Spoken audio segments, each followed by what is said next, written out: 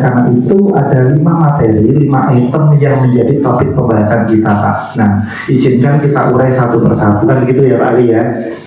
Jadi yang pertama keterkaitan harga pupuk, atau lebih tepatnya kita berbicara secara umum adalah pupuk yang dimaksud adalah pupuk bersubsidi.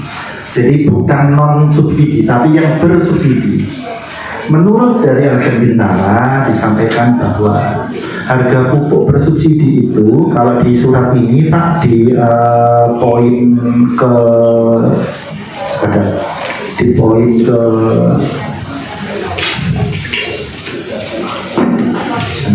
di poin ke 5. Saya bacakan Pak ya biar enak. Mohon nanti kita juga berdiskusi dengan teman-teman buku Indonesia biar kita sama-sama memahami bahwa normal harga pupuk kurang lebih 90.000 per sak.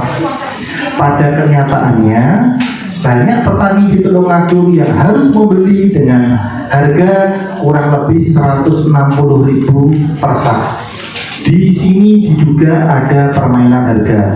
Bapak jangan dijawab dulu, nanti kita saling diskusi ya Mas Ali biar enak suasana, karena audiensi supaya sama-sama paham. Karena kami dari Komisi B keterkaitan ini juga harus belajar Pak, walaupun mitra kerja kami di bidang ini.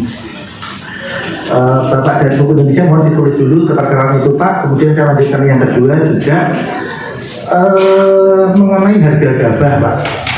Harga gabah ini disebutkan tadi seperti Pak Ali Sodik, teman dari Kabulok, itu bahwa harga gabahnya di lapangan didapatkan informasi. Saya ngomong informasi, jadi saya nggak berani ngomong data karena tadi dari Bapak pimpinan menanyakan data panjenengan agak keberatan Pak. Ya jujur sebetulnya kami dari Komisi B sangat penyayangkan Pak, karena tujuan audiensi ini transparansi. Tidak semuanya harus diselesaikan dengan hukum.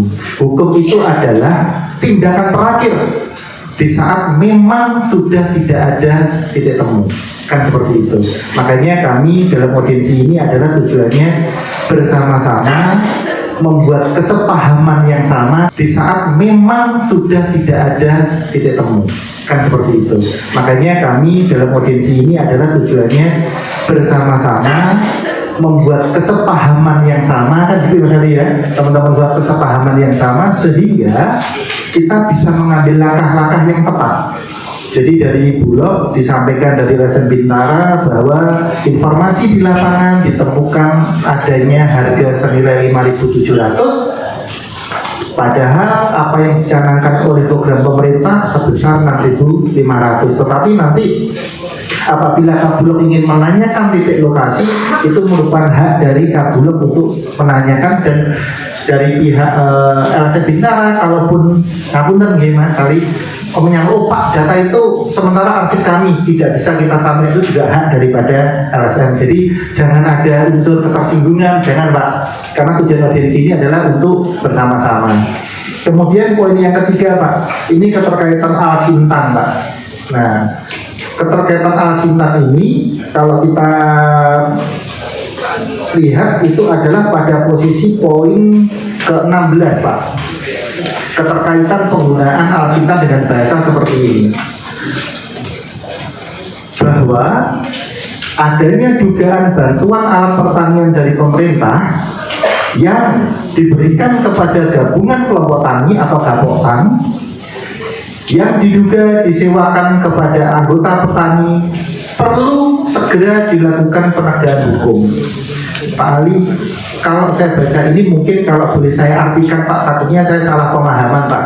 Artinya pengurus kelompok tani ini menyewakan kepada anggotanya disuruh bayar gitu ya Pak Ali ya? Oh gitu.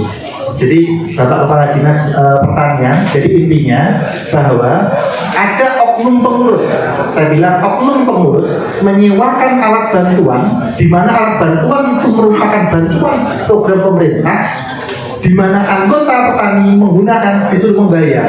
Cuma nanti membayarnya seperti apa Pak, nanti kan bisa sambil diskusi kali biar sama-sama enak. Ini membayar apa, disuruh membayar bensinnya, solarnya, atau memang ada tarian lain, kan seperti itu. Kemudian pada posisi sama enak, ini membayar apa, disuruh membayar bensinnya, solarnya, atau memang ada tarian lain, kan seperti itu. Kemudian pada posisi selanjutnya adalah keterkaitan HIPA, Pak. HIPA ini kalau di poinnya pada poin 9 dan 10, Pak. Ini dari PUPR, Pak.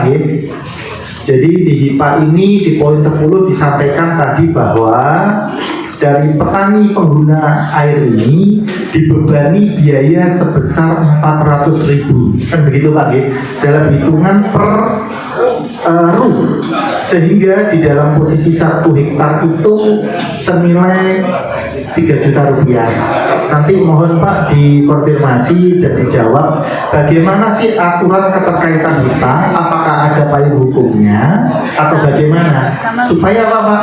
Supaya teman-teman dari Gapotan ini saya yakin juga rata-rata juga pasti HIPA, sehingga mereka paham di dalam menentukan itu apakah bersifat mandiri ataukah ada dasar hukum sebagai rambu-rambu untuk menentukan angka. Kemudian pada poin terakhir ya ini tentang Gapotan. Jadi Gapotan ini tertuang pada saran-saran daripada LSM Bintara ini juga bagus Pak. Jadi beliau dari LSM Bintara itu pada poin 15 itu menyampaikan intinya bahwa rata-rata pengurus Gapotan itu kan dari PNS, TNI, perangkat desa atau BPD. Jadi mereka harapannya jangan begitu, aturannya kan nggak boleh kan begitu Mas Ali ya. Nah, oleh karena itu Bapak keterkaitan Gapotan nanti kami meminta kepada Kepala Dinas Pertanian untuk menjelaskan bagaimana sih prosedur pelaksanaan perekrutan keterkaitan Gapotan, atau bahkan mungkin bisa sampaikan secara sekilas Gapotan itu apa sih, bagaimana Gapotan itu bisa sah menurut hukum, apakah dia harus yang tercatat simultan atau bagaimana, begitu Mas Ali ya, biar sama-sama semuanya jelas. Nah, kemudian dari beberapa pertanyaan ini Pak adalah kunci dari audiensi hari ini. Jadi saya katakan kunci. Harapan besar kami dari Komisi B, kami bisa memfasilitasi supaya dalam audiensi ini mendapatkan hasil yang baik, musyawarah yang baik, hasil yang baik, musyawarah yang baik, sehingga kami bisa melangkah Pak untuk langkah-langkah strategis ke depan. Tetapi Pak Ali izinkan saya agak menyimpang sedikit ini Pak. Kami dari Komisi B memang melakukan respon yang cukup cepat Pak.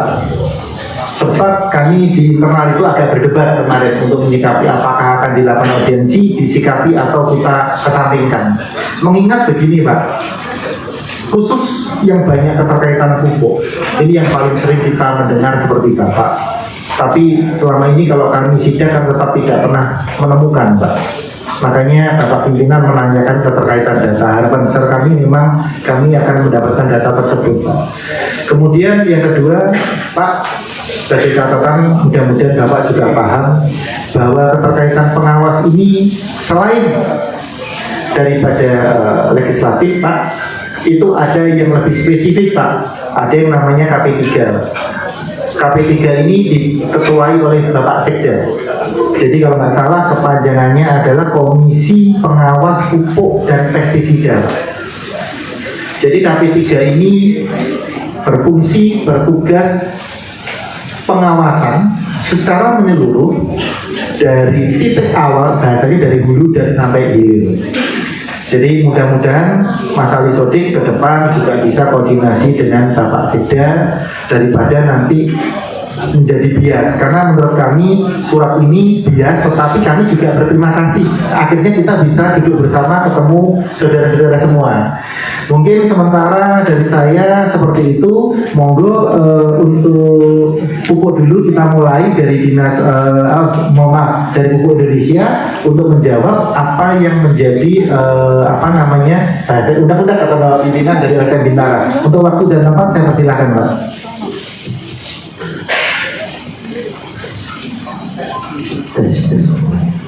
Terima kasih.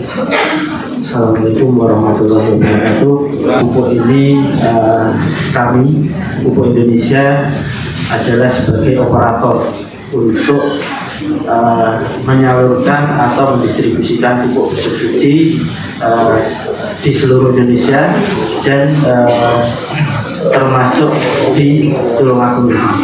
Jadi terkait dengan masalah harga HET sekalian. Jadi kami di sini sudah diatur oleh pemerintah.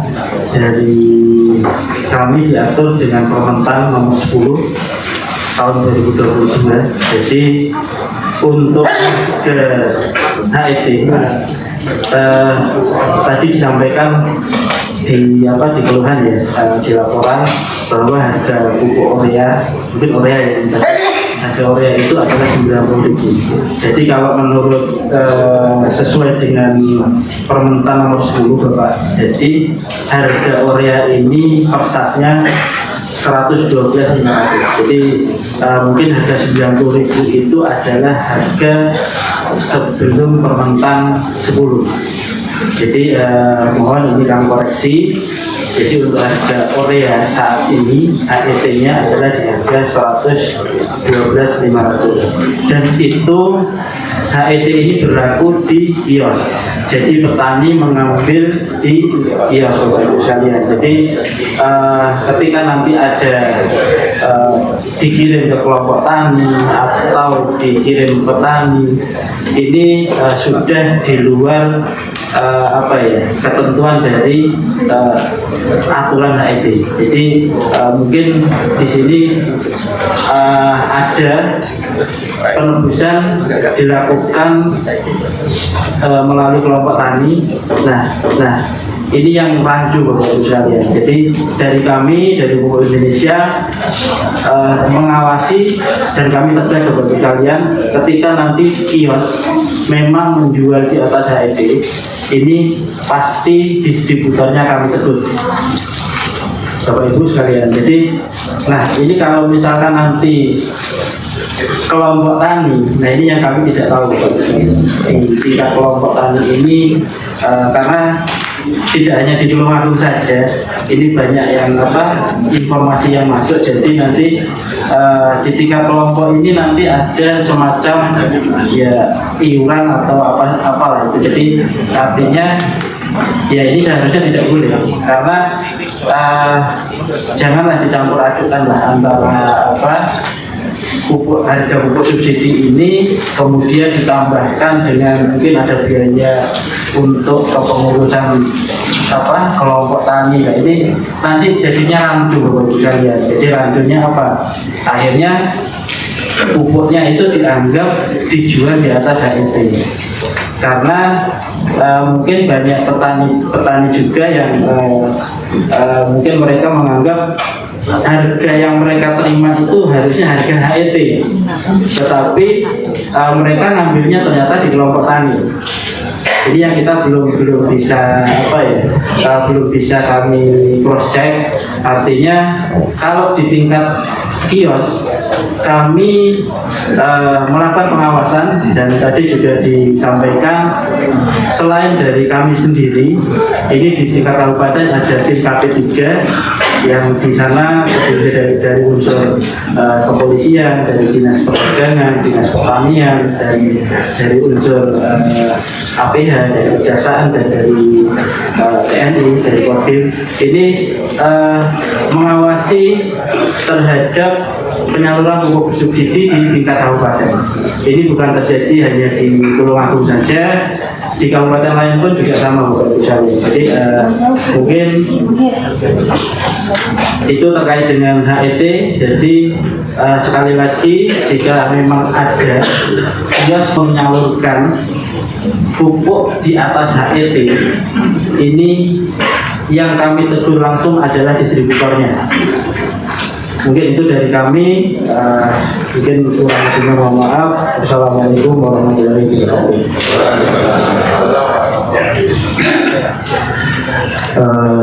Baik Bapak dari Pupuk Indonesia, Mas Ali, secara normatif kalau boleh kita simpulkan artinya Panjen sama saya kurang lebih sama lah.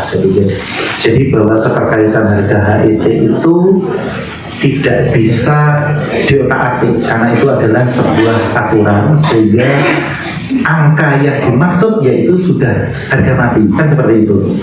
Kemudian yang kedua, tadi kalau saya boleh simpulkan Pak, bahwa dari Pupuk Indonesia menyampaikan bahwa kalaupun memang ada yang menjual di harga HET, maka akan mendapatkan teguran dari Pupuk Indonesia, tetapi mekanismenya tegurannya melalui distributor pupuk, kan begitu. Sehingga secara hierarkinya, secara terstruktur, Mas Ali, kan seperti itu. Kemudian poin ketiga tadi disampaikan bahwa dari Pupuk Indonesia berharap, kalau boleh saya simpulkan, tata kelola Gapoktan atau Poktan itu ADART-nya harus jelas dan tegas. Jangan dicampur adukan dengan harga pupuk. Jadi dari Pupuk Indonesia menyarankan agar kalaupun ada iuran lain-lain, kan begitu, itu adalah untuk kepentingan kelompok. Jangan dikait-kaitkan dengan pembelian pupuk. Oleh karena itu, Bapak Ibu dari kelompok tani dari Pupuk Indonesia sudah menyampaikan seperti itu, dan harapan besar dari LC Bintara, apa yang disampaikan Pupuk Indonesia ini bisa diikuti dan dijalankan oleh kelompok tani dan khususnya pertanian, begitu Mas Ali ya. Itu. Kemudian sebentar Mas Ali, nanti ada waktunya, sabar dulu ya. Kemudian kalau melihat rangkaian peristiwa ini, Bapak, saya juga minta tolong ingin penjelasan. Ini artinya saya juga crossing check, benar nggak sih prosedurnya seperti ini, kan begitu Mas Ali ya. Dari distributor di Tulungagung ada berapa Pak ya? Ada 8. Pak minta tolong dari distributor, mungkin salah satu yang mewakili. Saya ingin tahu sih sebetulnya tupoksi kinerjanya distributor itu sejauh mana secara aturan. Pak, monggo diskusi dari 8, mungkin satu yang mewakili aja Pak yang menjawab Pak. Terima kasih Pak. Assalamualaikum warahmatullahi wabarakatuh. Jadi saya dari distributor menyampaikan beberapa hal. Yang pertama adalah distributor akan tunduk kepada aturan yang telah ditetapkan BPI, yang mana dalam hal ini distributor menyalurkan pupuk kepada kios pengedar sesuai dengan ketentuan dari BI mengenai harga. Jadi di situ jelas bahwa distributor itu menyalurkan pupuk bersubsidi kepada pengedar itu di bawah harga HET, sehingga kios masih ada margin untuk menjual harga HET. Itu kewajibannya kios, baik itu penebusan secara individu maupun penebusan secara berkelompok. Itu harga mati adalah harga HET diambil petani maupun kelompok tani di gudangnya kios. Jadi kami distributor, saya ulang, mengirimkan menyalurkan pupuk kepada kios, itu harga di bawah HET, yang mana tadi sudah dikatakan bahwa untuk urea adalah 112.500. Kita mengirim kepada kios itu di bawah harga itu. Kios wajib menjual dengan harga HET masih ada margin sekitar 75.000 per ton. Itu ketentuan itu bukan dari kami distributor, ketentuan itu adalah dari BI. Jadi apabila nanti itu saya terima kasih kepada LSM. Jadi kalau ada misalkan nanti disinyalir ada kios yang sekiranya menjual tidak sesuai dengan ketentuan, maka saya sebagai distributor sesuai dengan dari BI akan memberikan sanksi yang tegas kepada kios resmi yang melakukan hal yang tidak sesuai dengan penyaluran prosedur dari pemerintah maupun dari Pupuk Indonesia. Seperti yang diketahui bahwa untuk penyaluran pupuk bersubsidi kepada petani atau kelompok tani itu menggunakan aplikasi yang namanya e-Uber. Jadi aplikasi itu baik penyaluran dengan petani maupun kelompok tani menggunakan aplikasi itu, dan itu harga wajib diterima kelompok tani maupun diterima oleh petani adalah HET. Demikian dan terima kasih. Baik Pak, jadi coba kita simpulkan dulu Pak dari Komisi B bahwa distributor itu adalah salah satu kepanjangan tangan dari Pupuk Indonesia, di mana tugasnya adalah menyalurkan pupuk bersubsidi dari distributor ke kios, gitu Pak ya. Oke, kemudian harga yang dijual oleh distributor kepada kios harganya di bawah HET, dengan harapan sesuai dengan aturan kios ini menjual sesuai HET, kan begitu Pak ya. Dimana kalau posisi kios melakukan penjualan di luar di atas HET, maka akan dikenakan sanksi minimal teguran dulu, kan begitu, baik dari Pupuk Indonesia maupun dari distributor. Baik Pak, kemudian saya mencoba membuat peristiwa ya Mas Ali ya, biar kita juga paham juga. Kemudian dari distributor jualnya ke kios Pak. Rekan-rekan mungkin dari kios ada 19 kecamatan ya kalau nggak salah menurut undangan, mungkin salah satu yang mewakili Pak, supaya kami ini enak menjawab, atau mungkin barangkali dari Mas Ali ada ini Mas, kiosnya yang mana dulu kecamatan biar enak. Saya tadi ngomong mendengar kios itu berkali-kali. Kenapa kios menjadi target bahwa pupuk ini dijual seperti itu? Bukan kios.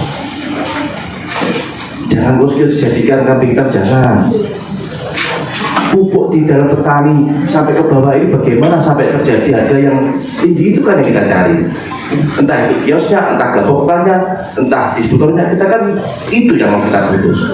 Jangan kios jadikan kambing hitam, kan hanya toko-toko yang kecil. Saya hanya ingin Pupuk Indonesia menjamin bahwa distribusi pupuk di Tulungagung aman, tidak ada kelangkaan harga sesuai dengan harganya. Itu aja. Jangan dijadikan kambing hitam. Mereka bekerja. Ini yang terpenting adalah pupuk yang ada di distributornya ini kan membaik semuanya. Jadi kalau kita cari dikit kios diberi peringatan loh, misalkan kios menjadi kambing hitam kan tadi, jangan. Kita harus berpikir yang lebih dewasa lagi. Artinya Pupuk Indonesia punya aturan, saya baru tahu ini aturan seperti itu. Coba ini dipublikasikan bahwa harga pupuk sekian, kios untung sekian dan sebagainya, selesai. Bahwa petani sendiri tidak ada tahu. Nah, artinya apa? Kalau petani tahu harga itu, maka ketika ada kenakalan baik dari gabokannya atau mungkin kiosnya atau mungkin distributornya atau mungkin yang lebih tinggi atau pemain lainnya, itu bisa kita cegah. Itu aja yang kita jangan bergerak. Jadi yang penting kita putus rantai itu supaya apa? Supaya pupuk ini sampai ke tangan petani itu sesuai dengan harganya. Itu aja. Oke, clear Mas ya. Saya lanjutkan dulu. Saya terima kasih. Jadi begini Mas, saya menyampaikan clear Mas ya. Saya lanjutkan dulu. Saya terima kasih. Jadi begini Mas, saya menyampaikan ini adalah supaya kami semua paham.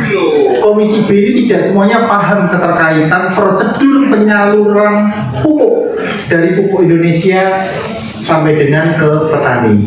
Sebentar Mas Ali ya. Makanya kami mempertegas. Kita ini kan berbicara, mungkin kita berpendidikan kan Mas, kita berbicara teori dulu. Kan begitu. Kalau teori ini kami tidak tahu secara detail, kan tidak bisa dengan bahasa maupun ujung-ujung kan tidak bisa. Jadi dengan tidak mengurangi rasa hormat Mas Ali, kata-kata kambing hitam kios jangan ya. Karena ini kita duduk ini semua ini terhormat semua loh. Tidak semua masyarakat Tulungagung bisa duduk di kursi ini loh. Saya belum dengar tadi tentang PT Pupuk, belum mendengar ya. Sebentar Pak. Belum dengar ya. Ada waktunya belum dengar, Pak. satu kata belum mendengar. Apakah distribusi pupuk di Tulungagung sudah maksimal? Belum dengar ya.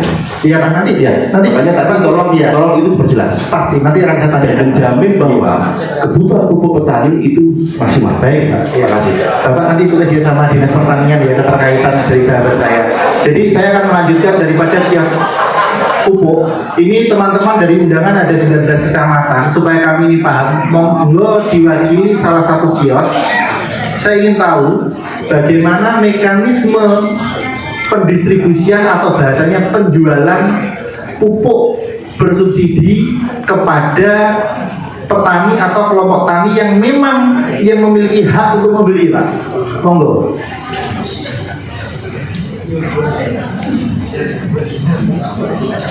Perwakilan dari kios. Perwakilan dari kios, Pak. Perwakilan dari kios, monggo.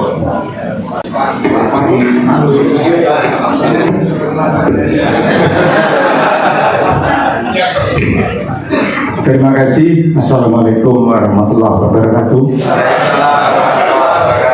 Saya perlu menyampaikan wakil dari Kecamatan Pucanglaban, Kios.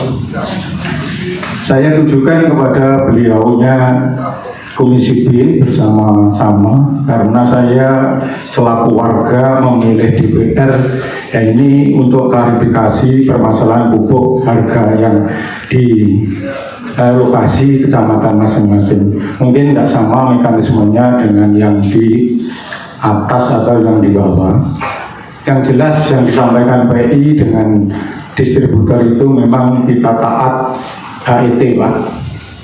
Tapi mekanismenya di lokasi setelah itu nyampe itu mungkin tidak sama, tidak tahu permasalahannya. Yang jelas gini, Pak, untuk maksimal ini memang kriterianya sangat sulit sekali karena juga masyarakat sendiri jalur IKTP mawon kadang-kadang sulit. Dan juga sekarang ini aturan baru harus ada namanya pajak.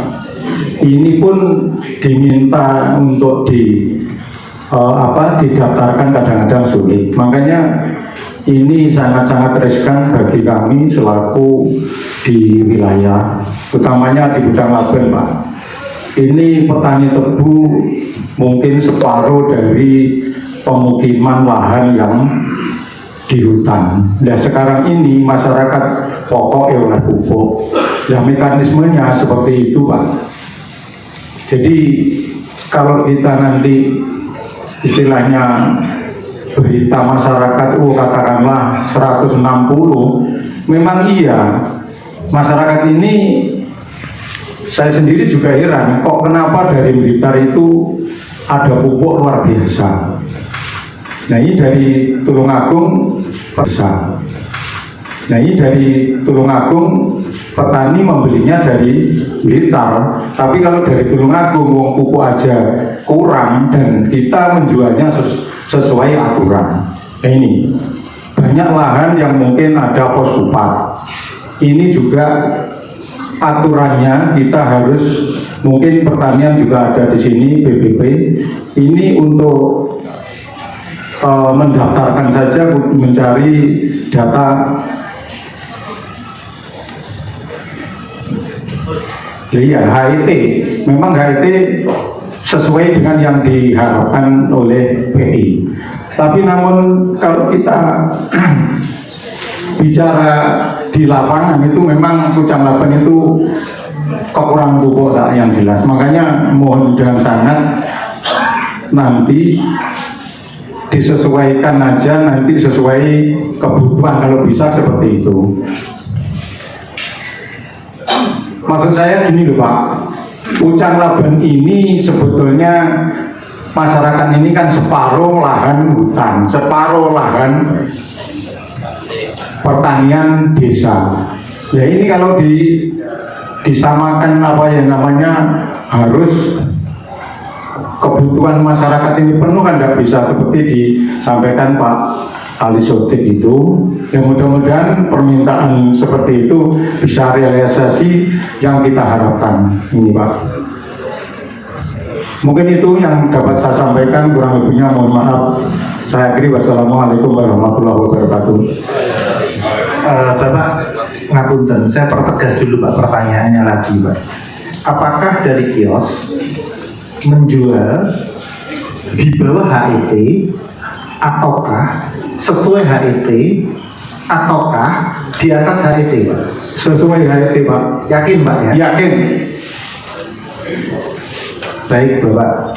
Jadi Poin pertama, keterkaitan pupuk dari rangkaian peristiwanya, strukturnya pupuk Indonesia. Sementara waktu saya anggap clear Pak, kami memahami.